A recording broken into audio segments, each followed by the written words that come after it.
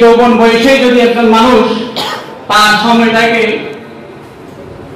সৎভাবে পরিচালিত করে, ন্যায় নিষ্ঠার সাথে পরিচালিত করে, তাহলে সে পুরো জীবনটাই সে সৎ পথে অতিবাহিত করবে। এই জন্য ধর্মীয় দৃষ্টিকোণ থেকে আপনাদের এই যৌবন কালটা খুবই গুরুত্বপূর্ণ। আবার যদি আমরা ইংরেজি অ্যালফাবেটের দিক দিয়ে যদি আমরা একটু সংজ্ঞায়িত করি, যে তিনটে অ্যালফাবেট দিয়ে আমি পুরো জীবনটাকে যদি একটু সিম্পলি আইডেন্টিফাই করি, যে B C D, B for birth, D for death. এই জন্ম এবং মৃত্যুর মাঝখানে যে সময়টা, তার মধ্যে সবচেয়ে গুরুত্বপূর্ণ যে সময়টা সেটা হচ্ছে সি, সি ফর ক্যারিয়ার। আর এই ক্যারিয়ার ডেভেলপমেন্টের জন্য সবচেয়ে গুরুত্বপূর্ণ ভূমিকা রাখে এই ইয়থ পিরিয়ড বা যৌবনকাল। তাই আপনাদের উদ্দেশ্যে বলবো, আপনারা ইয়থ পিরিয়ডটাকে অর্থাৎ আজকে থেকে শুরু করে আমাদের যে সামনের সময়টাকে এমনভাবে কাজে লাগাবেন যাতে আপনাদের সুন্দর একটা ক্যারিয়ার তৈরি হয়, যে ক্যারিয়ারটা আপনার ব্যক্তি জীবনের, আপনার পরিবার জীবনের এবং সর্বোপরি আপনার সমাজ জীবনে এবং রাষ্ট্র জীবনে গুরুত্বপূর্ণ ভূমিকা রাখবে।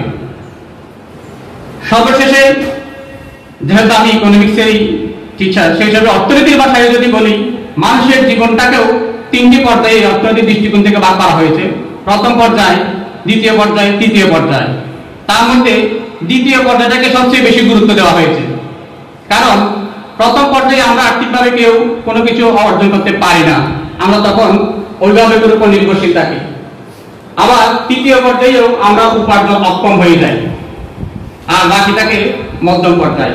এই মধ্যম পর্যায়ে আমরা আর্থিকভাবে যা অর্জন করি তা দিয়ে আমরা প্রথম পর্যায়ে ঋণ শোধ করি এবং শেষ পর্যায়ের জন্য কিছু সঞ্চয় করি।